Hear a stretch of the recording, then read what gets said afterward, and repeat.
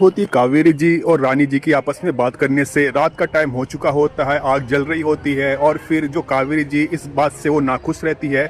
जो रानी का ये फैसला रहता है कि जो उनकी बेटी मुख्यमंत्री बन गई, इससे वो लेकर वो खुश नहीं रहती है।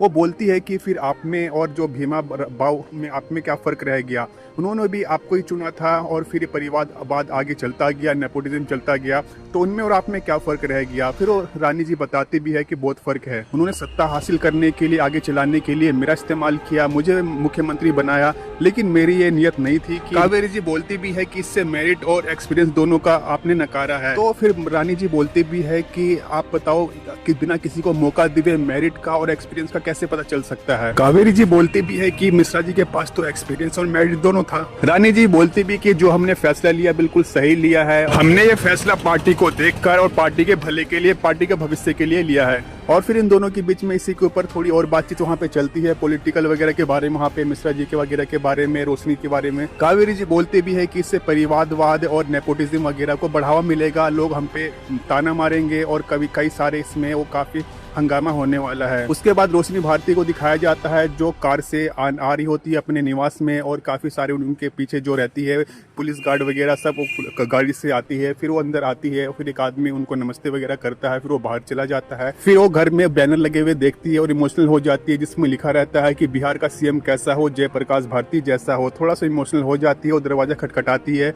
कई बार दरवाजा खटखटाती है जय का, लेकिन वो नहीं खोलता, कोई जवाब नहीं देता। रोशनी बोलती भी है कि जय अगर तू बाहर नहीं निकलेगा तो मैं तेरे बिना शपथ ग्रहण में नहीं जाऊंगी, हम दोनों साथ में चलेंगे बाहर, तो तू आ, दरवाजा तो खोल। लेकिन वो नहीं खोलता। फिर पासवान जी वहाँ पे आते हैं और फिर रोशनी को बोलते हैं कि बेटा जल्दी चलो, बहुत ज्यादा टाइम हो रहा है। पासवान जी कहते भी कि ज्यादा टाइम मत लगाना, काफी हम लेट हो चुके हैं। तो कहते कि आप चलिए, हम आ जाएंगे। उसके बाद पासवान जी चले जाते हैं। बार बार दरवाजा खटखटाती है, कोई जवाब नहीं मिलता। वो कहते कि जब तक तुम दरवाजा नहीं खोलोगे हम कोई शपथ ग्रहण में नहीं जाएंगे, जाएंगे तो तुम्हारे साथ जाएंगे, देखते तुम कितनी देर तक दरवाजा नहीं खोलते। वो वहीं पे खड़ी हो जाती है, फिर वो दरवाजा खोलता है, फिर दोनों आपस में बैठते हैं। फिर जय रोशनी को बोलता है कि तुम्हें याद है रोशनी, जब हमें जंगल में सांप काटा था तो कोई नहीं था, सिर्फ तुम हमारे साथ में थी, मैं तो खेत में थी और पापा हमेशा की तरह बाहर थे। तुमने साहस दिखाया बिना किसी डर के और मुझे वैद्य जी के पास लेके गए, और 3 दिन तक हम बेहोश थे और तुम वहीं से हिली तक नहीं। तुमने हमारा जीवन बचाया और हम जिंदगी भर ये एहसान नहीं भूल सकते, तो तुमसे हम नाराज कैसे हो सकते हैं। क्योंकि रोशनी बोलती है कि क्या तुम हमसे नाराज हो, तो कहते कि हम तुमसे कैसे नाराज हो सकते हैं, तुम्हारा तो हमारे ऊपर बहुत बड़ा एहसान है। तो फिर वो रोशनी कहती कि माई से नाराज हो,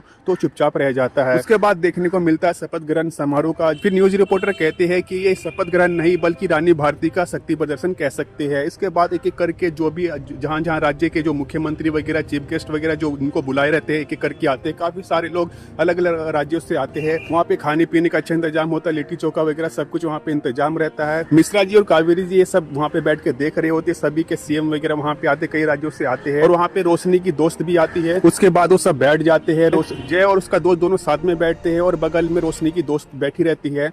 तो फिर जय बोलता है कि आप बिहार से तो लगते नहीं हो। फिर वो कहती कि आप बिल्कुल सही कह रहे हैं, हम यहाँ से नहीं। फिर वो नाम बताती लखनऊ वगैरह वहाँ से आई है और रोशनी की दोस्त है। तो फिर वो उसके बगल में जाके बैठ जाता है और फिर वो हाथ मिलाता है और फिर दोनों में थोड़ी बहुत बातें चलती है। फिर रोशनी की दोस्त वो अपने बारे में बताती है कि दिल्ली यूनिवर्सिटी में हम दोनों साथ में पढ़े वगैरह वगैरह। फिर जय बोलता भी अगर आप हमसे पहले मिले होते, तो फिर वो कहते कि अगर हम हमसे पहले मिले होते तो क्या। तो फिर जय बोलता है तो आप हमारी दीदी की चीफ गेस्ट नहीं बल्कि हमारी चीफ गेस्ट होती। उसके बाद स्टेज का दिखाया जाता है जहाँ पे गवर्नर रोशनी भारती को शपथ ग्रहण करवाते हैं, यानी कि शपथ दिलवाते हैं। एक एक करके वो एक एक बात कहते हैं, फिर उसके ऊपर रिपीट करती है। वो इंग्लिश में बोलती है रोशनी।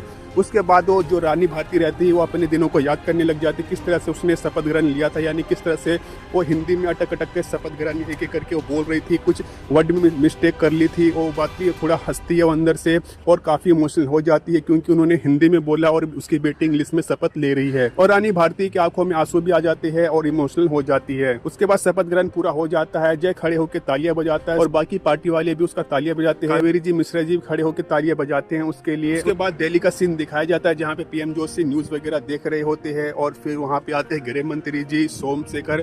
पीएम जोशी कहते हैं कि हमारी तरफ से कुछ भी शुभकामनाएं नहीं देना रोशनी भारती को, बल्कि उल्टा करना। यानी पीएम जोशी कहते हैं कि न्यूज वगैरह, मीडिया वगैरह में ये चलाओ कि किस तरह से परिवारवाद को बढ़ावा दिया जा रहा है, नेपोटिज्म वगैरह को किस तरह से अपने परिवार को आगे बढ़ाया जा रहा है, ये सब न्यूज वगैरह चलाने के लिए कहते हैं। और कई सारे फिर अखबार, न्यूज़पेपर, मीडिया वाले मीम वगैरह बनने लग जाते, किस तरह से परिवारवाद को बढ़ावा दिया जा रहा है, नेपोटिज्म वगैरह को, इस तरह से धमकियां वगैरह भी कुछ वहाँ पे कमेंट्स में देखने को मिलते हैं। उसके बाद देखने को मिलता है कि रोशनी सीएम बन चुकी होती है, अपने कैबिन में रहती है, और फिर देखने को मिलता है वो गाड़ियों से कहीं पे जा रही होती है, और फिर वो फोन में देखते किस तरह से ये सब कैंपेन चल रहा है। रोशनी फोन में देखती किस तरह से उनके खिलाफ परिवारवाद को बढ़ावा दिया जा रहा है, नेपोटिज्म वगैरह को, किस तरह से ये सब वो मीम वगैरह वहाँ फोन में देखती है, लेकिन कुछ कहती नहीं है। उसके बाद उनकी गाड़ी रुकती है और उसके बाद वो मिश्रा जी के पास आती है। मिश्रा जी उनको नमस्ते कहते हैं, फिर उनका वो आशीर्वाद लेती है, झुकती है, लेकिन वो आशीर्वाद नहीं देते बल्कि उनको खड़ा करवा देते हैं, और फिर वो कहते हैं कि आशीर्वाद नहीं दीजिएगा। फिर मिश्रा जी बोलते हैं कि हमारे आशीर्वाद की जरूरत नहीं है, तुम काफी बड़ी हो चुकी हो। उसके बाद रोशनी बोलती है मिश्रा जी को कि हम आपके लिए कॉफी बनाते हैं। उसके बाद वो कॉफी बनाने चल जाती है।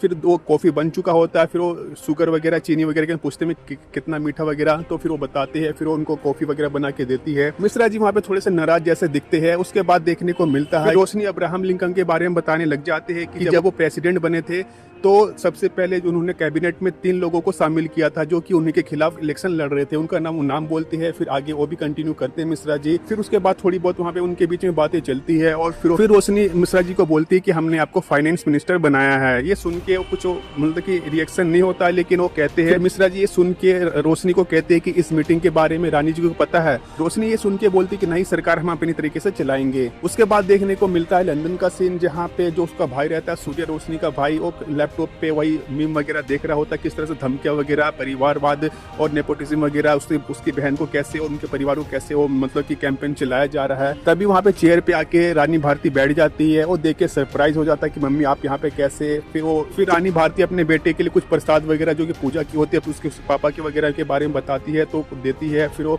तिलक लगाने लग जाती है, लेकिन वो मना करता है क्योंकि उसे क्लासेस में जाना होता है। फिर दोनों में थोड़ी बहुत बातचीत चलती है, और फिर रानी भारती बोलती है कि पढ़ाई वगैरह करके बिहार तो आओगे ना, तो फिर वो मना कर देता है। सूर्य बोलता है कि यहाँ पे मैं पढ़ाई वगैरह कंप्लीट करके अब यहीं पे सेटल हो जाऊंगा, और सूर्य बोलता है कि अब मेरा बिहार आने कोई भी उद्देश्य नहीं है, अब मैं यहीं पे सेटल हो जाऊंगा। ये सुन के वो थोड़ा इमोशनल सा हो जाती है, मायूस सा हो जाती है। उसके बाद रानी भारती और उनके बीच में थोड़ी बहुत बातें चलती है। फिर सूर्य बोलता है कि आपने दीदी को इस जाल में क्यों धकेला। फिर सूर्य मीम वगैरह के बारे में बताता है, किस तरह से कैंपेन चलाया जा रहा है, हेड कैंपेन चलाया जा रहा है, किस तरह से हमारे परिवार को टारगेट किया जा रहा है, परिवारवाद, नेपोटिज्म वगैरह वही सब बताता है, किस तरह के मीम वहाँ पे दिखाए जा रहे हैं, कमेंट में किस तरह से धमकियां वगैरह मिले जा रहे। तो मुझे डर लग रहा है आप लोगों के लिए। रानी भारती बोलती है कि तू डर मत, अभी जिंदा हूं मैं। फिर इसी के ऊपर में उन दोनों के बीच में बातें चलती है, और कहती है कि अगर परिवार को सुरक्षा रखना है तो सत्ता हाथ में रखना जरूरी है। तो ये था एपिसोड 3 का पार्ट 1। आगे क्या क्या होता है जानने के लिए ज्यादा से ज्यादा कमेंट करो, कौन कौन आगे का पार्ट देखना चाहता है। कमेंट बॉक्स में यस या नो या हाँ या ना जरूर कमेंट में बताएं, और स्टोरी आपको कैसी लग रही कमेंट बॉक्स में जरूर बताएं। और इस तरह के और एपिसोड पाने के लिए चैनल को सब्सक्राइब करो, बेल आइकन को प्रेस करो, वीडियो को लाइक शेयर जरूर करो। मिलेंगे नेक्स्ट एपिसोड में।